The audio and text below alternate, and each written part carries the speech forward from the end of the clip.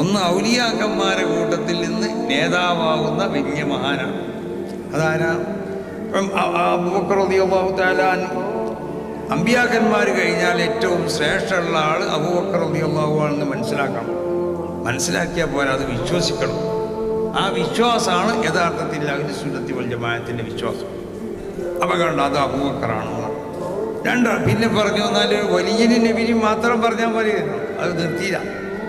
റസൂലുള്ളാഹി 2 ഷഹീദന്മാരെയും കൂട്ടത്തിൽ പറഞ്ഞു. നമ്മൾ ഷഹീദന്മാരെ ഹക്ക് കൊണ്ട് എന്ന് പറഞ്ഞേ, അമ്പിയാക്കന്മാരെ ഹക്ക് കൊണ്ട് എന്ന് പറഞ്ഞേ, അള്ളാഹുവിൻ്റെ ഔലിയാവിൻ്റെ ഹക്ക് കൊണ്ട് എന്ന് പറഞ്ഞേ, അതന്നെയാണത് ആ പറഞ്ഞത്.